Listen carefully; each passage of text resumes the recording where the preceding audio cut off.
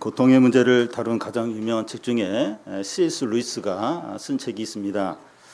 루이스는 이 고통의 문제에 대한 책을 제안받았을 때 거절을 했는데, 그 이유가 이 고통에 대해서 생각하는 바를 밝히려면 자기 자신이 꿋꿋한 인간처럼 보이는 말을 해야 하는데, 자기를 알고 있는 사람들이 읽는다면 코웃음을 칠 거라는 겁니다. 그래서 이 고통에 대한 책을 써야 한다면 익명을 해달라고 부탁을 합니다. 그러자 이 책을 써달라고 부탁한 분이 책의 머리말에 나도 내 원칙대로 살지 못한다 이렇게 하면 되지 않겠느냐. 그래서 책을 그대로 그렇게 쓰기로 했습니다. 루이스는 이 고통의 문제에 대해서 지적으로나 성경적으로 어떻게 해야 되는지 얼마든지 잘 말할 수 있다는 거예요.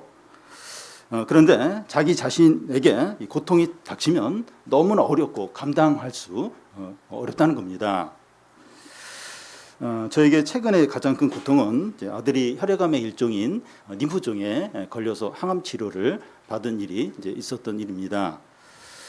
교인들이 열심히 기도해 주셔서 완치가 되고 재발하지 않도록 지금 관리를 하는 그런 단계에 있습니다. 그런데 약 1년 전을 돌아보면 이 아들의 목 부분에 포도송이처럼 어떤 덩어리들이 발견이 되어서 병원에 가서 검사를 했는데 그 암이 아니기를 바랬는데 암이었어요. 또 암도 기수가 있는데 전이가 안 되면 1, 2기입니다. 근데 전이가 되면 3기, 4기인데 전이가 됐고 3기 판정을 받았습니다. 그 판정을 받고 병원에서 집까지 오는데 차로 한 40분 정도 걸리는 거리예요. 근데 오면서 세 사람이 아무 말이 없는 거예요. 제가 아빠하고 목사니까 기도하면 다 치료해 주실 거야. 근데 그런 말을 하고 싶지 않은 겁니다. 제가 하나님을 여전히 믿고 있고 차 안에 오면서 속으로 계속 기도했어요. 근데 그런 말은 하고 싶지 않았던 거예요. 그러니까 그런 말이 가족들에게 위로가 되지 않을 것 같았습니다. 이 고통의 문제는 실제적이에요. 마음에 영향을 주고 그 마음을 지배합니다. 믿음이 있어도 마음이 힘든 거예요. 믿음이 있다고 해서 마음이 힘들지 않고 그게 아니에요. 믿음이 있어도 마음이 힘듭니다. 그런데 이 고통이 없는 사람이 아무도 없어요. 고통 가운데 태어나서 고통 가운데 죽는다 할 정도로 고통은 항상 우리와 함께 있습니다. 그런데 저희 가족이 얼마 전에 겪었던 고통보다도 훨씬 더 크고 또 그 고통을 오랫동안 겪고 있는 분들이 여러 분 계십니다. 자영업을 하는데 수년째 많이 났어요. 그래서 폐업을 해야 되는 그리고 또 그다음 무슨 일을 해야 될지 참 막막한 그런 분들이 있고, 또 수개월째 깨어나지 못한 우리 청소년이 있고, 연로하신 병든 부모님을 수년째 돌보면서 계속 마음 졸이면서 그런 분들도 계십니다. 오늘 말씀에 보면 태어날 때부터 맹인되고 구걸을 하는 사람이 나옵니다. 제자들은 길을 가다가 맹인이면서 구걸하는 사람을 보면서 이 사람이 맹인된 것이 누구 죄 때문이냐고 묻습니다. 예수님은 누구의 죄 때문이 아니라 하나님이 그에게 하실 일을 나타내기 위해서라고 하시는 거예요. 제자들은 이 장애를 갖게 된 원인에 대해서 관심을 많이 갖는데, 예수님은 이런 고통 가운데서 무엇을 해야 되느냐 하는 데 관심을 갖습니다. 예수님은 아직 낮이니까 나를 보내신 이의 일을 해야 된다고 하시면서 맹인의 눈에 침을 이긴 진액을 발라주고 실로암에 못에 가서 씻으라고 하십니다. 그러면서 치료를 해주세요.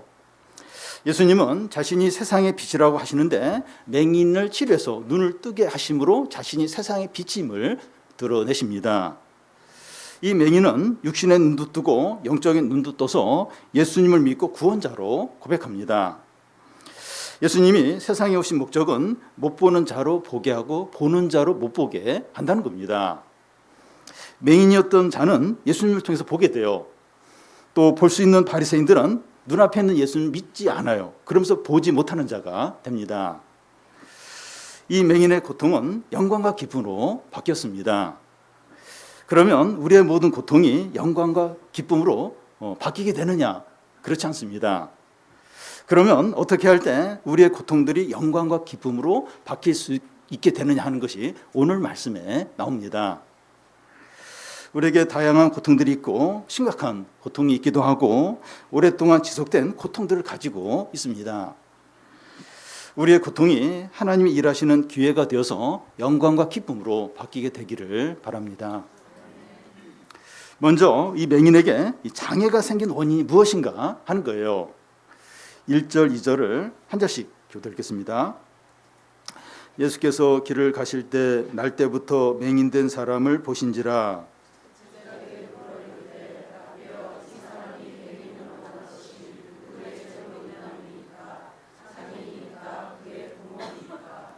길을 가다가 제자들이 날 때부터 맹인으로 구걸하는 사람을 보고 예수께 묻기를 이 사람이 맹인으로 태어난 것이 이 사람 부모의 죄 때문입니까? 아니면 이 사람의 죄 때문입니까? 하고 묻습니다.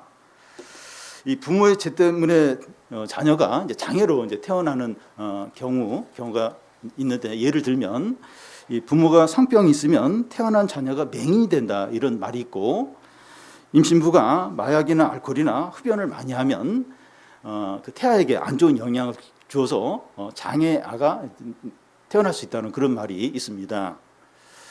부모에게 이런 죄가 없다면 이 사람이 태 안에 있을 때 죄를 지은 것이냐 이제 하는 겁니다. 태아가 죄를 지을 수 있습니까? 창세기 보면 리브가의 태 안에 에서와 그 야곱 쌍둥이가 이제 이렇게 그 태 안에 이제 있을 때 둘이 너무 싸워요. 둘이 태아끼리 그 쌍둥이 싸우는 거예요. 그 어떤 그 학자는 에서가 야곱을 죽이려고 했다 이제 이렇게까지 이렇게 얘기를 합니다. 이런 주장이 맞는다면 태아도 이제 죄를 지을 수 있다는 건데 그런 것 같지는 않습니다. 유대인들은 질병이나 가난이나 사고들을 죄의 결과로 봤습니다. 제자들도 유대인이니까 이 맹인이 죄 때문에 태어날 때부터 이 맹인이 된 거 아닌가, 이런 장애를 갖고 태어난 거 아닌가 이렇게 생각을 하는 겁니다. 유대인들이 이제 모든 고통을 죄의 결과로 보는데 근거가 있어요. 근거를 가지고 이제 그렇게 생각을 하는 겁니다. 이 신명기서에 보면 너희가 가나안에 들어가서 하나님의 말씀을 지키고 우상 숭배를 하지 않으면 들어가도 복을 받고 나가도 모든 일에 복을 받는다고 그렇게 말하고, 그런데 너희가 하나님의 말씀을 지키지 않고 우상 숭배에 빠지면 들어가도 저주를 받고 나가도 저주를 받고 모든 일에 저주를 받는다고 그렇게 분명하게 말씀하고 있습니다. 질병이나 가난이나 사고들은 축복이 아니라 저주이기 때문에 죄 때문에 이런 일이 생긴다 이렇게 하는 게 맞습니다. 그런데 죄와 상관없이 고통을 당할 수 있다는 거예요. 이제 예를 들면 이제 욥의 이제 경우인데요. 하루 아침에 자식들이 다 죽어요. 그 많은 재산을 다 빼앗기고 자기 몸에 악성 종기가 생기고 그래서 불탄 기아장으로 이렇게 긁습니다. 그런 상태가 됩니다. 그런 가운데서 그의 친구들이 와서 이제 욥을 이제 정죄를 하는데, 너가 고아와 가부와 나그네를 학대했기 때문에 그 죄 때문에 하나님이 너에게 벌을 내리셔서 지금 이런 재난이 닥친 거라고 하면서 빨리 회개하라고 이제 막 그렇게 압박을 합니다. 욥의 친구들은 질병이나 고난은 죄의 결과로, 그러니까 죄에 대한 응광부로 이런 일이 일어난 것이라고 그렇게 이제 믿었던 거죠. 그런데 그 욥기를 쭉 이제 읽어보면 욥의 고난의 원인은 하나님께서 그의 믿음을 시험하고 연단하기 위해서입니다. 다윗의 경우도 마찬가지인데 사울에게 10년 이상 쫓겨요. 근데 다윗이 무슨 특정한 죄를 지어서 그렇게 사울 왕에게 쫓기는 것이 아니라 이 신앙의 연단을 위해서. 그러니까 다윗은 그 10년간 쫓기면서 왕으로서의, 하나님 나라의 왕으로서의 자질이 그때 다 이제 생기게 됩니다. 근데 솔로몬은 이제 지혜로운데 금방 타락을 해요. 중간에 타락을. 왜냐하면 솔로몬은 왕궁에서 고난 없이 그냥 이렇게 좋은 분위기에서 자랐기 때문에 이렇게 쉽게 타락했다고 볼 수 있어요. 근데 다윗은 죄가 없는데도 그 많은 그 고생을 하면서 이제 그 믿음의 사람이 이제 되어 가는 거죠. 모든 고난들이 이제 죄 때문에라는 것은 원리적으로는 맞습니다. 최초의 인간인 아담과 하와가 하나님께 범죄해서 죽음이 들어왔고 죽음의 증상들이 가득해졌습니다. 이 죽음의 증상들이란 모든 고통들을 이제 말하는데요. 그렇지만 모든 고통들이 죄의 결과는 아닙니다. 하나님의 영광이 나타나고 신앙 연단을 위해서 하나님의 뜻이 이루어지도록 이 고통을 허락하시는 경우가 있습니다. 어떤 고통과 죄가 1대1로 이제 연결되는 경우가 있지만 다 그런 식으로 보면 안 됩니다. 음주운전을 해서 큰 사고를 나고 마약을 해서 폐인이 되고 도박을 해서 재산을 다 날리고 이건 죄 1대1의 어떤 결과죠. 죄에 대한 1대1의 어떤 벌이라고 해야 될까? 그렇게 이제 볼 수 있습니다. 그런데 모든 고난을 죄와 1대1로 이제 볼 수는 없어요. 그러면 이제 무리하게 되는 겁니다. 그런데 우리는 이 다른 사람의 불행을 보면 그 불행과 죄를 1대1로 연결시켜서 말하기가 쉬워요. 다른 사람의 어떤 불행을 보면 그렇게 1대1로 그 죄하고 고난하고 1대1로 연결시켜서 쉽게 말을 한다는 겁니다.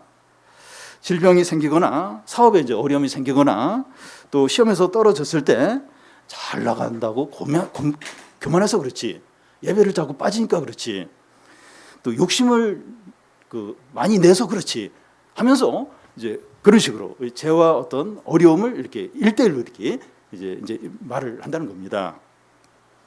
남에게는 엄격하게 판단을 바로 그 죄는 뭐 때문이야 이렇게 아주 엄격하게 아주 그렇게 이제 말을 이제 쉽게 할 수 있습니다. 그런데 그런 판단이 맞을 수도 있고 틀릴 수도 있어요. 근데 본인 당사자가 그런 이야기를 전해들으면 이중적으로 힘든 거예요. 지금 이것 때문에 힘든데 또 이제 어떤 죄 때문에 이제 이런 고난을 당하니까 이중적으로 이제 힘든 거죠. 그런데 우리는 우리 자신의 고통에 대해서 긍정적으로 좋게 이렇게 판단을 하는 경우가 많습니다. 남에게는 엄격하게, 자기에게는 관대하게 아주 이렇게 너그럽게 긍정적으로 이렇게 봐요. 난 죄도 안 졌는데 왜 이런 일이 생겼지? 그래서 억울하다, 답답하다, 막 그런 식으로 이렇게 생각하기가 너무나 이제 쉬운 겁니다. 그런데 우리에게 고난이 닥쳤을 때 어떤 죄가 생각이 나면 어떻게 해야 됩니까? 바로 회개하면 돼요. 뭐 죄가 딱 걸리는 게 있어요. 어떤 어려움이 생기다 그러면 그 회개하면 돼요. 그 죄일 가능성이 있는 거예요. 그런데 아무리 생각해도 특정자가 생각나요. 물론 이제 죄 안 지은 사람이 없죠. 근데 그 뭐가 이렇게 딱 마음에 와닿는 그 어떤 그런 죄가 생각이 안 나는 거예요. 물론 죄들 졌지만 이제 그럴 경우에는 왜 하나님이 이런 어려움을 허락하셨을까 생각을 하는 거예요. 생각을 하면서 그러면서 하나님 어떤 뜻을 가지고 이런 일을 허락하셨을 텐데 그 뜻이 이루어지도록 이제 이렇게 인내하면서 이제 그걸 이렇게 이루어지도록 내가 더 이제 겸손하라고 또 내가 또 이렇게 뭔가 세상을 너무 바라보지 않도록 눈에 보는 거 의지하지 않도록 뭐 특정 죄는 아니지만 이제 그런 부분들 내가 더 이렇게 순종하도록 이런 어려움을 주었구나 뭐 이렇게 하면서 이제 하나님 뜻이 이루어지도록 이제 하는 거죠. 예수님은 제자들의 질문에 뭐라고 대답을 하십니까? 3절을 같이 한번 읽겠습니다. 예수께서 대답하시되 이 사람이나 그 부모의 죄로 인한 것이 아니라 그에게서 하나님이 하시는 일을 나타내고자 하심이라. 제자들이 태어날 때부터 맹인이고 구걸인 이 사람이 누구의 죄 때문에 이렇게 되었는가 이제 하는 것을 찾아보고 그렇지 이 부모의 죄 때문에 이렇지 아니면 이 사람이 어떤 죄를 지어서 이제 그렇지 이제 이런 것을 아는데 관심이 많았습니다. 제자들은 이 원인이 뭔가 막 분석하고 누구 책임이냐 여기에 온 관심을 이제 두고 이제 있습니다. 우리도 이제 그럴 수 있는데 이 다른 사람의 불행이나 우리의 고난에 대해서 왜 이런 일이 일어났지? 누가 이제 잘못한 거야? 또 이렇게 그때 이렇게 했어야 되는데 이러면서 후회하고 자책하고 누구에게 막 책임을 돌리고 원망하면서 시간을 보내기가 이제 쉽다는 겁니다. 물론 이렇게 돌아보는 게 필요하죠. 이제 필요한데 주로 분석하고 후회하고 원망하는데 시간을 다 보내는 거예요. 왜 이런 일이 일어났지? 누구 책임이야? 하면서 그때 이렇게 했어야지 하면서 주로 이제 막 그 원인 분석하고 책임 돌리고 원망하는데 주로 시간을 이제 소비한다는 겁니다. 그런데 예수님은 어떻게 하십니까? 현재 불행과 고통 가운데 어떻게 하는 것이 하나님의 뜻이냐 하는 겁니다.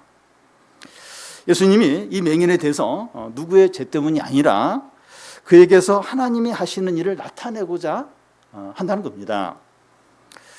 여러분, 제자들이 이 맹인을 바라보는 것과 예수님이 이 맹인을 바라보는 게 본질적으로 다릅니다.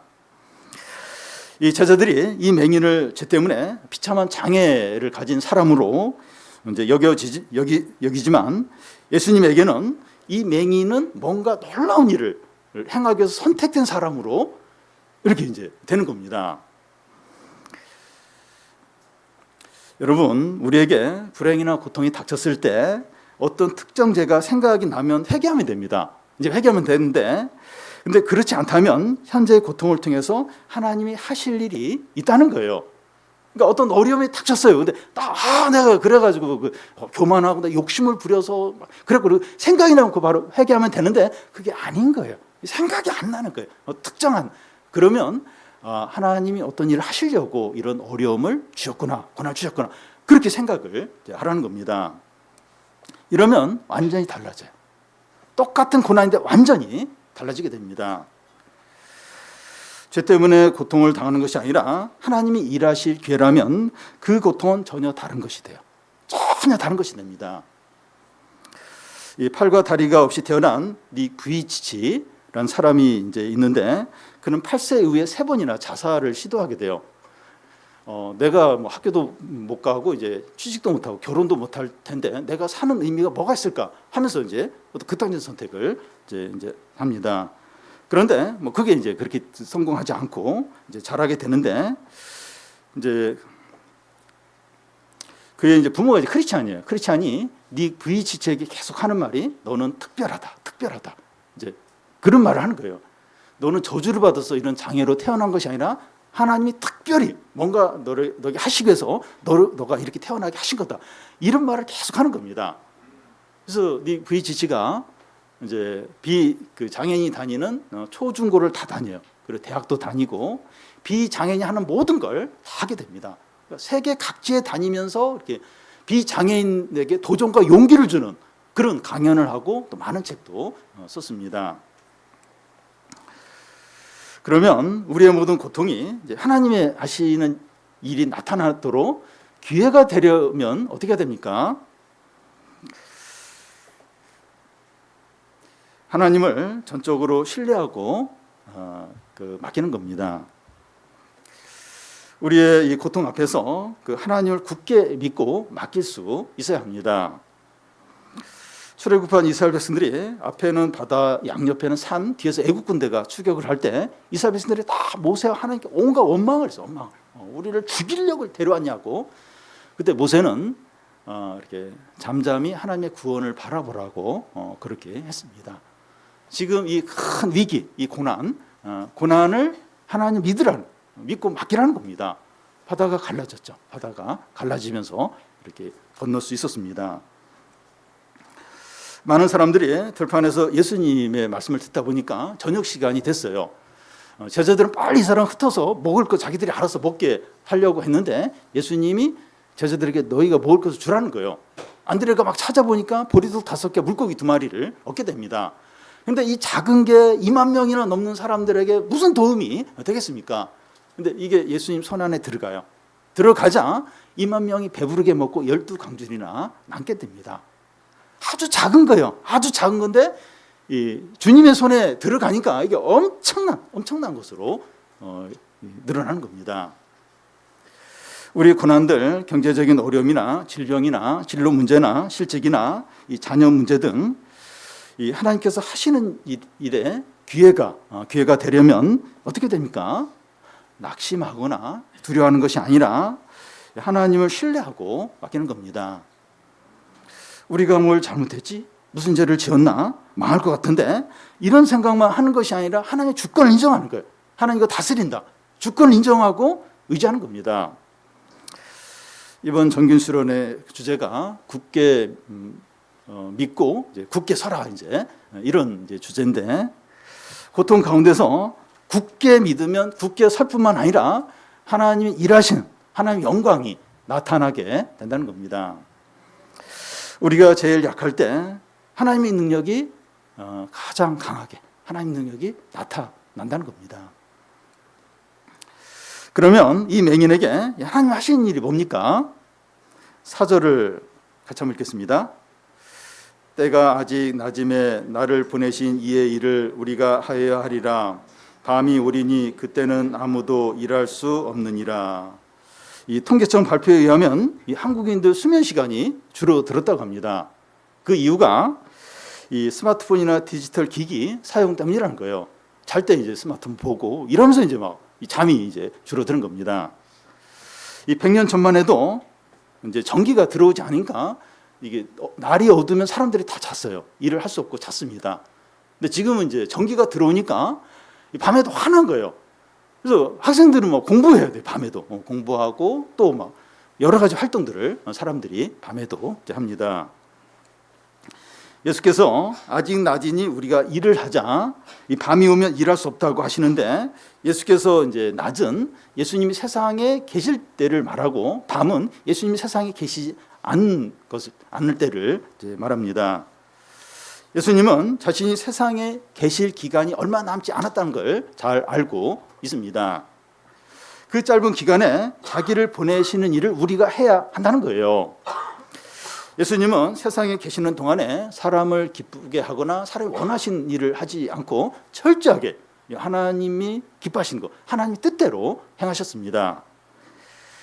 예수님이 사마리아 여인을 이제 만난 후에 제자들이 음식을 구해서 드십시오 이라니까 나의 양식은 나를 보내신 이의 일을 행하는 게 나의 양식이라고 했습니다. 여기 4절 중간에 우리가 하여하리니 하는데 영어 성경에는 이 하여한다 여기를 머스트 조동사를 이렇게 사용을 하고 있습니다. 나를 보내신 아버지의 일을 해도 되고 안 돼도 해도 되고 안 해도 되고 하는 게 아니라 반드시 해야 될 일이라는 거죠.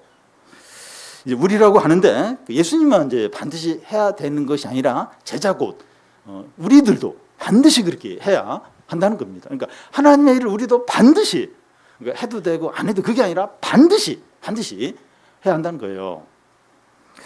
예수님은 항상 머스트, 그 필연성을 가지고 하나님의 일을, 하나님의 뜻을 행하셨습니다.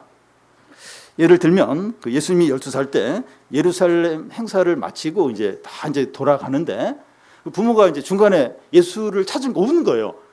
그래서 다시 예루살렘에 가서 예수님을 찾게 되는데 예수님이 그 성전 그 제사장들이나 이분들하고 이제 이야기하는 걸 이제 발견하게 되는 겁니다.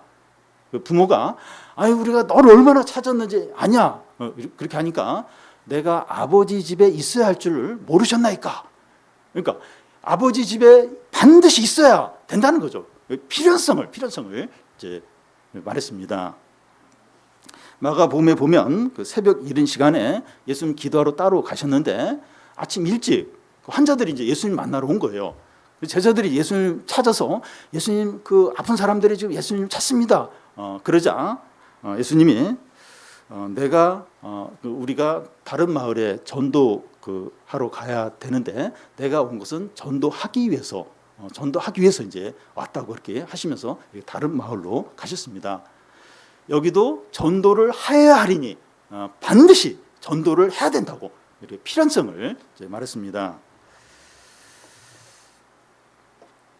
그리고 예수님이 예루살렘에 올라가실 때 제자들에게 4번에 걸쳐서 장로들과 서기관들에게 붙잡혀서 내가 고난을 받고 죽임을 당해야 된다 이 이야기를 하십니다. 여기서 이게 죽임을 당해야 된다 하는 것도 반드시 당해야 된다 필연성으로 말씀을 하셨습니다. 예수님은 이 하나님의 일을 반드시 필연적인 일로 여겼습니다. 그런데 예수님만이 아니라 예수님의 제자든 우리들도 그렇게 해야 한다는 거예요. 우리가 해도 되고 안 해도 되는 선택적인 일이 있고 반드시 해야 하는 필수적인 일이 있고 나중에 해도 되는 일이 있고 지금 우선적으로 해야 될 일들이 있습니다. 우리가 이 세상에서 영원히 살고 시간이 많으면 이런 고민 안 해도 돼요. 영원히 살고 시간이 많으면 이런 고민 우선순위를 정하고 반드시 해야 되고 그렇게 안 해도 어떤 면에서 될 수 있습니다. 그런데 시간이 별로 없고 죽음이 생각보다 너무나 빨리 옵니다. 제가 여기서 오늘 이렇게 말씀을 전하고 있는데 다음 주에 제가 여기 서서 설교를 할 수 있다 이런 보장이 아무것도 없어요. 우리가 지금 예배를 드리고 있어요. 또 봉사도 하고 또 이렇게 주일학교 교사도 하고 하는데 다음 주에도 내가 이렇게 봉사를 할 것이다. 보장된 게 아무것도 없습니다. 에베소서에서는 세월을 아끼라 때가 악하니라 했습니다.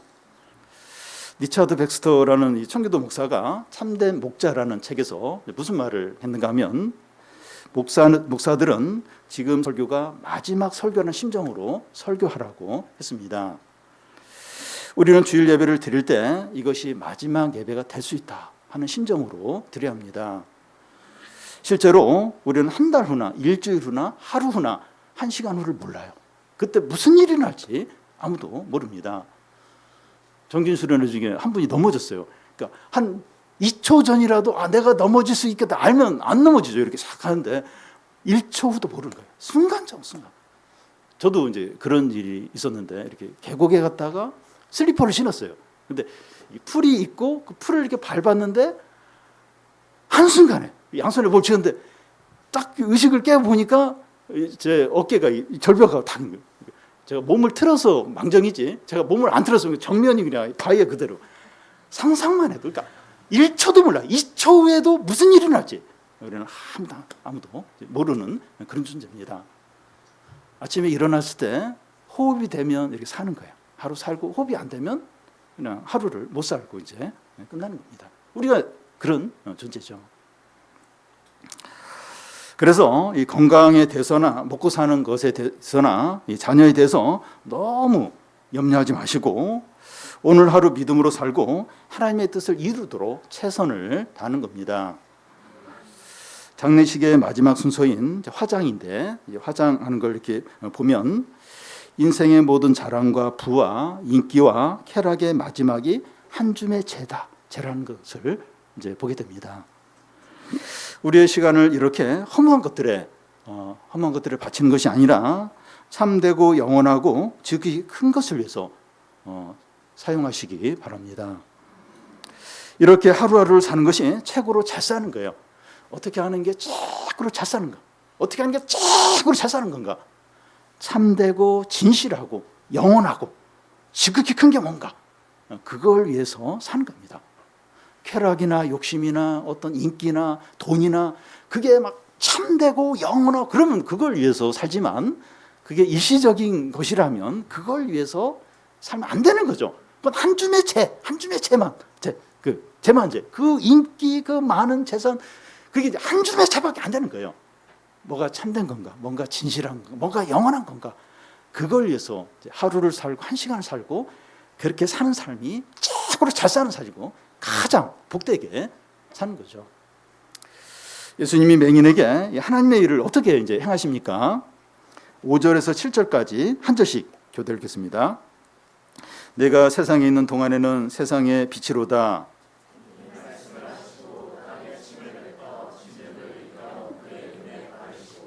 이르시되 실로암 못에 가서 씻으라 하시니 실로암은 번역하면 보냄을 받았다는 뜻이라 이에 가서 씻고 밝은 눈으로 왔더라.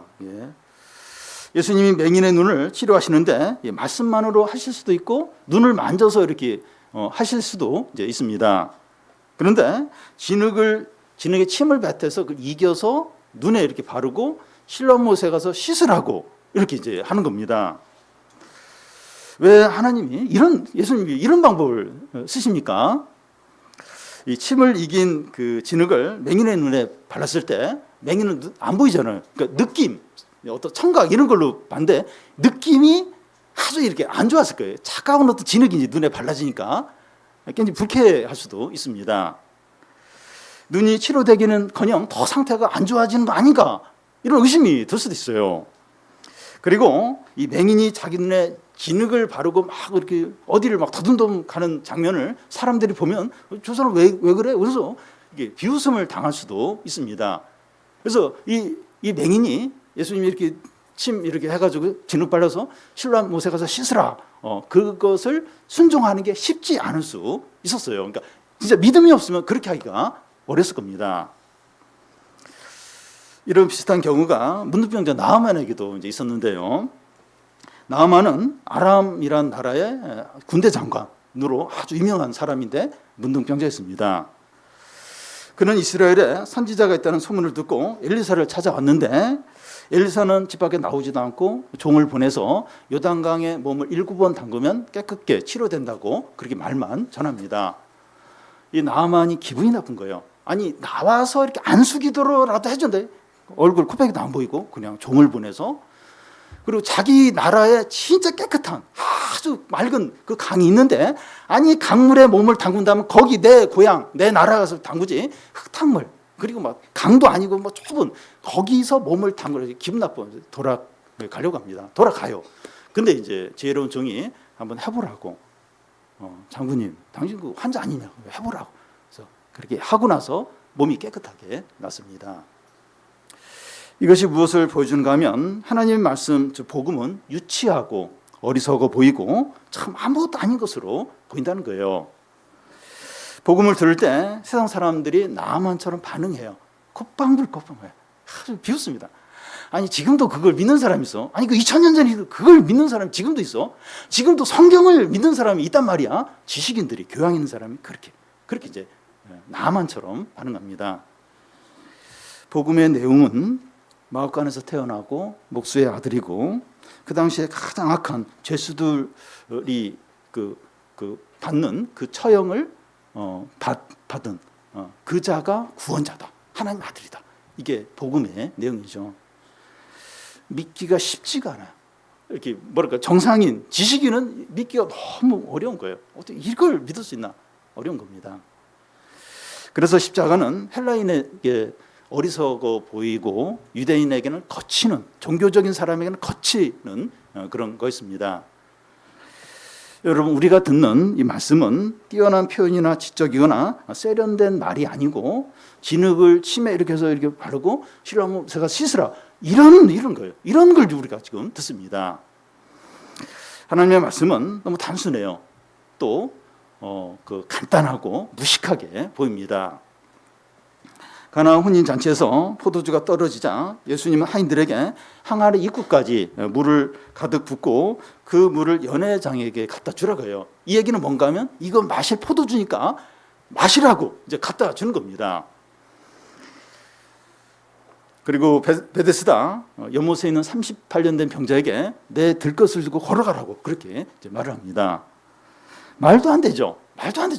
그 손 씻는 물을 그 손님들에게 포도주라고 마시라고 갖다 주는 이런 것들, 말도 안 되는 그런 거죠. 그런 겁니다. 그런데 맹인이 실로암 못에 가서 눈을 씻을 때 눈이 보여요. 물이 변하여 극상품 포도주가 되고 38년 병자가 치료되어서 걸어가는 겁니다. 이것이 하나님의 능력이고 말씀의 영광입니다. 이 맹인은 자기의 장애와 고통 가운데서 하나님을 신뢰하고 맡겼어요. 그러자 하나님이 하시는 놀라운 일이 일어난 겁니다. 그는 육신의 눈도 뜨고 영적인 눈도 떠서 세상에 비친 예수님을 보고 믿었습니다. 우리 중에 고통이나 고난이나 불행이 없는 분은 하나도 없어요. 우리가 겉만 보니까 우리 집은 이렇게 어려워도 저 집은 괜찮겠지. 근데 그러니까 우리가 몰라서 그렇지 너무 좀 무거운 심각한 어려움과 아픔들이 있습니다. 청소년들은 학교 성적이나 친구 관계 때문에 불안해요. 너무 불안하고, 청년들은 취업이나 진로나 결혼 문제 때문에 너무 힘들어요. 너무 힘들고, 장년들은 질병이나 경제적인 문제나 퇴직 후의 어떤 삶이나 또 병든 부모님을 돌보는 이런 어려움들이 있습니다.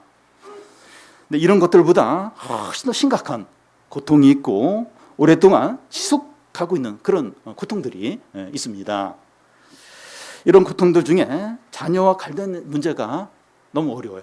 자녀와 관련된, 그게 뭐 신앙이든지 뭐 관계든지 뭐든지 너무 자녀와 관련된 문제가 어렵고, 또 부부관계가 겉으로 드러나지 않지만 남남처럼 신뢰와 사랑이 다 깨진, 그래서 참 너무 힘든, 너무 이렇게 절망감이 느끼는 그런 부부 관계들이 있고, 우울증과 공황 장애와 같은 정서적인 문제로 큰 고통을 겪는 분들이 있습니다.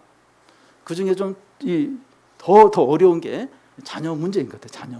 자녀 문제. 그러니까 좀 이렇게 뭐 냉장고든지 핸드폰들은 다 매뉴얼 있잖아요. 근데 이 자녀에 대해서는 이 매뉴얼이 없어요.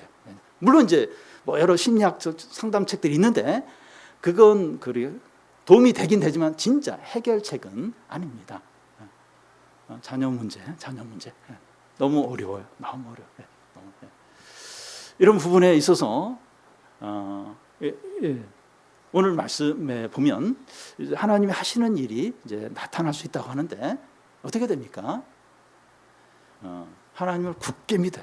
이 자녀 문제 앞에서 굳게 믿고, 그리고 이 어려서 보이는 하나님 말씀을 의지하는 겁니다. 그리고 인내를 해요. 인내를. 기도하면서 인내를 해야 됩니다. 또 할 건 좀 해야 되죠. 그러면서 인내를 하는 겁니다. 그러면 우여곡절이 많아요. 낙심이 많이 됩니다. 그러니까 이렇게 한다고 해서 자동으로 이렇게 되고 1년 사이에 2년 사이에 절대 그렇지 않아요.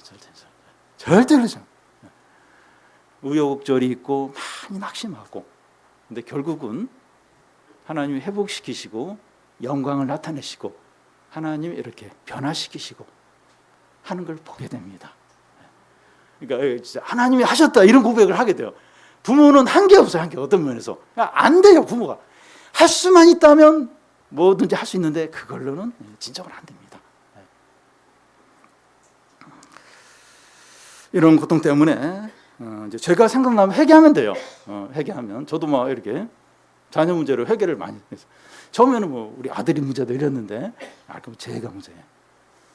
탕자의 부의 첫째 아들이 저였더라고요. 다 율법, 다 그걸로 이제 아들을 다 평가하고 회개를 많이 했습니다. 어떤 고통 때문에 죄가 생각나면 그 회개를 하면 돼요. 진정으로 회개하면 됩니다. 그런데 고통의 원인을 찾고 분석하고 책임을 누군가에 돌리는데 마음을 쏟으며 보내지 말라는 겁니다. 자꾸 그 분석을 너무 많이 분석을 시간을, 그리고 너무 그 책임을 막 이렇게 찾고 돌리고 거기에 너무 시간을 많이 보내지 않아야 됩니다. 그 고통이 어떤 종류이고 아무리 크고 심각하더라도 하나님을 신뢰하고 맡기시기 바랍니다. 우리의 고난과 불행이 하나님이 일하시는 기회가 되게 하십시오. 우리가 듣는 말씀이 침으로 이긴 진흙을 눈에 발라주면서 실로못에 가서 씻으라, 나만에게 7번 가서 담그라. 참 너무 어리석어요. 바보 같아요. 바보 같아요. 이런 말씀을 믿는 거예요. 믿고 순종해서 하나님이 하시는 놀라운 일을 경험하고 빛과 생명과 영광과 승리를 경험하는 성도들이 되시기 바랍니다.